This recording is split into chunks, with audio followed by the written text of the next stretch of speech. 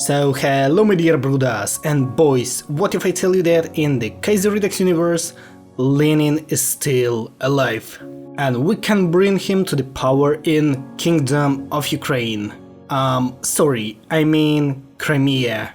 So Crimea is going to separate from Ukraine, and in the new independent Crimea we're going to establish a Soviet power, and the 2nd October revolution is gonna happen right here in Crimea. At first we're going to unite Ukraine under the Soviet rule, and then we're going to unite Russia under the Soviet rule. And with that being said, boys, let's start our campaign, and as always, enjoy! Починаємо! Починаємо! Пішли! Готові рухатися! Готові рухатися! Струнко! Okay, our kingdom. Ще не вмерла Україна. My favorite one, the Hetman. Згинуть наші враги, як роса на сонці. Got it. Finally he was mentioned, Mikhail Bulgakov, one of my favorite writers. Based. I hope that one day we will see option to bring Bulgakov to the power in Ukraine again. Kaiserredux developers, if you watch me, please do it. I would appreciate it a lot. Okay, somehow through the death of Poltavskiy I've brought Ukrainian military organization to the power of the state. Fun fact, Ukrainian military organization is de facto the organization which has existed before Ukrainian nationalist organization, which then became Ukrainian Insurgent Army, or UPA, that have killed a lot of Polish citizens in Volyn. We also got the directory equation here, and not nationalists are not gonna unify with Ukrainian socialists. So in our today's campaign, Ukrainian nationalists are going to fight against the Ukrainian leftists. And meanwhile we will establish the socialist Crimea with Lenin. Kaiserredux is a wonderful universe. I don't know why, but we have Melitopol instead of Melitopol, Mariupol instead of Mariupol, and Sevastopol, gosh it sounds horrible, instead of Sevastopol. Germany intervenes Crimea after a Rivne uprising, and of course the Crimea will be free of Ukrainians, and we will play as Crimea. Now it's the German Crimea. Gosh, I love that color. And we really need to get this water supply from Kherson region. Deutsche Garnison von Sevastopol. Even there you can see that it is Sevastopol instead of Sevastopol. Turbulent times in Crimea. Crush the revolt. Crush all of those liberals. Now we need to get access to the water, so we will move into Tauria. Time is of the essence with how violent the situation in Crimea has become, and we can't allow ourselves a moment of delay. We must move the majority of our troops to secure the Isthmus of Perikop and the lands beyond it, known as Taurida or Tauria. After doing that, all of our problems with water was finally solved. Cause now we own Taurida and Crimea is secured. Yeah, Crimean water sovereignty. Thanks to our effort in increasing water resources and supplies, we have dealt with water shortage, and now we can no longer care about this particular problem. A truly beautiful news. Oh, so Ukrainian crisis was finally solved, and now we see Ukrainian People's Republic instead of the nationalist Ukraine. Perfect. Now Social Democrats are ruling Ukraine. And we also got another revolution, and now we've got almost the similar colors with Ukraine. The situation looks pretty funny. And now we've got the rule of Crimean Tatars. Goodbye any Slavic autonomy. April 1937, and we've got another Crimean revolution, but now it's gonna be Crimean Soviet Republic. Lenin has risen?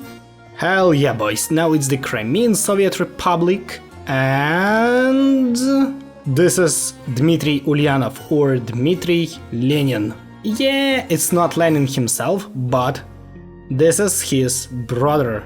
This is his real brother. So technically, Lenin lived, Lenin lives, Lenin is going to live. The battle is going again, and Lenin is so young again, and young October is ahead. And that's how the whole focus through line looks like. Oh, and also international event. Lenin lives? Yeah, they look kinda similar. Крымская коммунистическая партия большевиков, or in English, Crimean Communist Party of Bolsheviks. Even in California, they love socialism. The Crimean Red Army. The Red Army is the strongest one. Now Ukrainians are fighting against Russians, plus Kuban is fighting against Russians, and Don is fighting against Russians. We need to ally with Ukrainians as fast as we can, so probably we will annex Ukraine by doing that, and with that Ukraine will be saved. So let's try to ally with Ukrainians. Lol, check this out, so Ukrainians have agreed and now we became Ukraine. At first Crimea was fighting against Ukrainians and their regimes, and now we became Ukraine. The irony of that is so fucking huge, you can't even imagine. We can also try to reintegrate Kazakhs to us. Let's do it as fast as we can. Sheesh man, just imagine annexing them and having all of those lands, and after that in a few years we can start our own war against Russians, and we will liberate not only the Moscow but Petrograd and other cities such as Yekaterinburg, Vladivostok, Irkutsk and other stuff.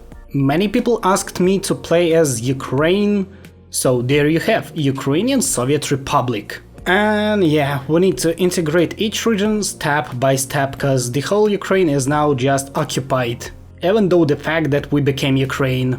Okay, thanks to Russians, Ukraine is finally reunited. And we also gained Mongolians to the Ukrainian Soviet Republic. Hello Kalmykia, nice to see you. So with that territories, with amount of those divisions, we can do everything. My previous attempt of fighting against Russians didn't end up in a good way. At first I tried to defend the whole Ukraine and the whole Don-Kuban Union, but after that I ended up defending the land bridge to Crimea, and I've had almost the same positions as Russians have in 2023. But Russia pushed me away right to the Berdyansk and Mariupol, and they cut my front line into two pieces, so one front line in Taurida and another one in Don-Kuban Union and Donbass. So yeah, defending the land corridor to Crimea is an important thing. That's why I made this defense line, because I understand that I can't hold the whole Ukraine, but at least I can hold these positions. At least I can try to do that. Compared to 2023, you know, we moved a little bit deeper to Ukrainian lands than Russians in 2023. Now I guess that it is the best time for me to join this freaking war. Let's see how long we can stay against Russians. Russia's first attacks have totally collapsed. I don't know why, but they don't even want to enter my territory. Oh, look at that, they are finally trying to attack me. Again. How cute is that? That is also a great chance to try our defense line.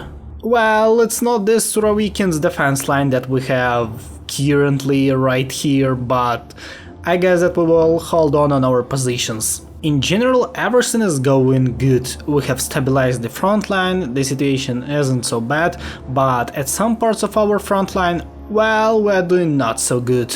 Every single day the situation is getting even worse, they are pushing us, you can see, right into the Rostov region, to Rostov city, and this front line is starting to collapse step by step too. That's not good for us at all. The Zaporizhian front line is still holding, as well as land bridge to Crimea. I was shocked when I saw that it is holding well enough. No, the land bridge to Crimea has started to collapse.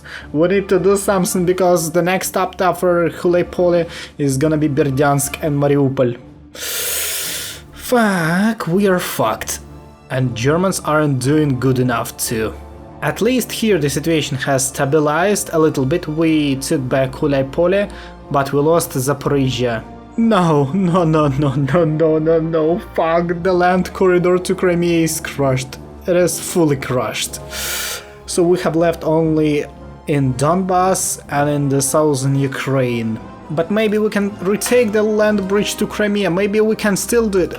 I trust in our forces, we can still fight it back. Come on, please retake it, we need to do it. Oh no, we can't do it. But still, maybe a small chance to do it, maybe an encirclement here. Oh my god, we did it. We retook the land bridge to Crimea. Phew, everything has stabilized, but I guess that not for a long time. That's the end for the land corridor to Crimea, because we can't retake it. So we have left with Taurida and Crimea. Even though the fact that they don't have manpower, and I don't know where did they take this manpower, because they had no manpower at all. And now they are somehow fighting against the Ottomans, Afghanistan, and German Empire with Austrian Empire at the same time. Jesus fucking Christ. Oh yeah, we forgot about Far Eastern Republic of Transamur. And me, they are fighting against everyone at the same time. So you can imagine how is Russia boosted in our today's campaign, because usually Russia would suck in those conditions, but not today. 5% has left to our capitulation, but we are still holding against Russian Republic. Russian Republic took 56 states, Ukrainian Soviet Republic was annexed. These are truly dark times. Germans have signed peace with Russians in a few days after I have capitulated. Now Russians are just fighting against the United States of the Greater Austria. The whole campaign is just going for them. Just as I told you, they have solved all of their questions in a few months, they have even signed peace with Austrians, they have annexed Afghanistan and then made them their puppet, and now they are going to reunite Russia. And everything has just happened in a few months. Well, if we won war against them, we would just become a Russian Socialist Republic. There is no option to create a Soviet Union. But remember one thing, Bruda. Lenin is still alive.